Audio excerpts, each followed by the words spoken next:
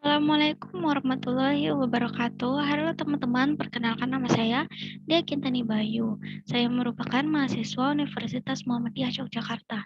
Pada kesempatan kali ini saya akan memberikan penjelasan tentang filsafat pendidikan.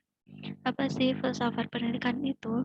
Filsafat pendidikan merupakan ilmu filsafat yang mempelajari hakikat pelaksanaan dan pendidikan. Filsafat yang digunakan dalam studi mengenai masalah-masalah pendidikan. Tujuan filsafat pendidikan memberikan inspirasi bagaimana mengorganisasikan proses pembelajaran yang ideal. Teori pendidikan bertujuan menghasilkan pemikiran tentang kebijakan dan prinsip-prinsip pendidikan yang didasari oleh filsafat pendidikan. Praktik pendidikan atau proses pendidikan menerapkan serangkaian kegiatan berupa implementasi, kurikulum, dan interaksi antara guru dengan peserta didik guna mencapai tujuan pendidikan dengan menggunakan rambu-rambu dari teori-teori pendidikan. Selanjutnya, tujuan filsafat pendidikan. Yang pertama, pendidikan nasional, yaitu membangun kualitas yang bertakwa kepada Tuhan Yang Maha Esa dan selalu dapat meningkatkan kebudayaan dengannya.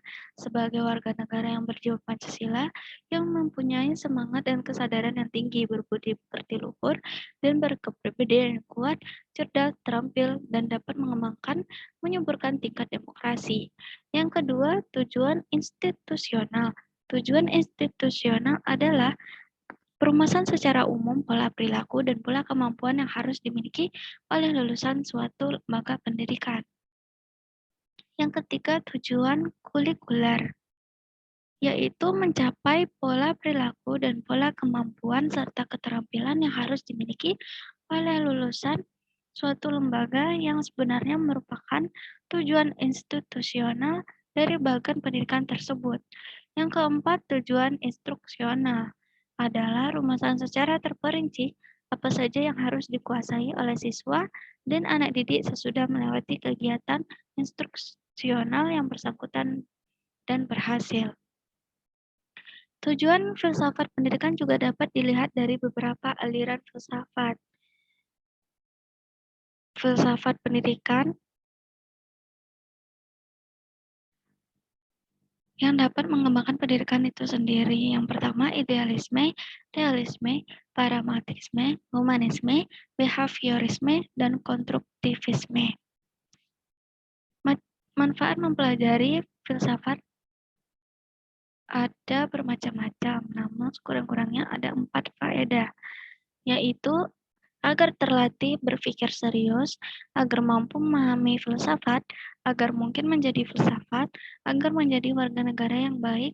Berfilsafat ialah berusaha menemukan kebenaran tentang segala sesuatu dengan menggunakan pemikiran secara serius. Manfaat mempelajari filsafat.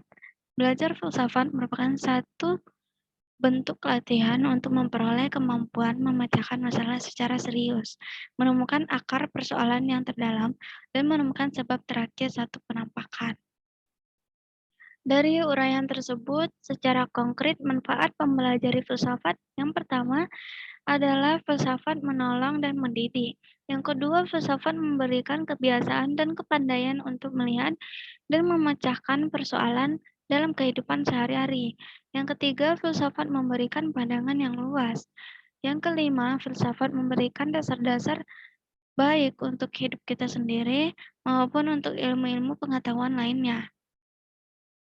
Selanjutnya, peranan filsafat. Dalam peranan filsafat dalam pendidikan di sekolah. Peranan filsafat pendidikan itu sendiri adalah memberikan inspirasi, yaitu menyatakan tujuan pendidikan negara bagi masyarakat, memberikan arah yang jelas dan tepat dengan mengajukan pernyataan tentang kebijakan pendidikan dan praktik di lapangan dengan menggunakan rambu-rambu dari teori pendidik. Seorang guru perlu menguasai konsep-konsep yang akan dikaji serta ilmu dan seni mengajar materi subjek terkait agar tidak terjadi salah konsep pada diri peserta didik. Hubungan antara filsafat dan ilmu, suatu ilmu baru muncul setelah terjadi pengkajian dalam filsafat. Filsafat merupakan tempat berpijak bagi kegiatan pembentukan ilmu itu. Karena itu, filsafat dikatakan sebagai induk dari semua bidang ilmu. Bagi filsafat, pendidikan berkepentingan untuk membangun filsafat hidup agar bisa dijadikan pedoman dalam menjalani kehidupan sehari-hari dan untuk selanjutnya, kehidupan sehari-hari tersebut selalu dalam keteraturan. Jadi, untuk pendidikan, filsafat memberikan sumbangan berupa kesadaran menyeluruh tentang asal mula, eksistensi, dan tujuan kehidupan manusia. Sekian dari saya, jika ada salah mohon dimaafkan. Assalamualaikum warahmatullahi wabarakatuh.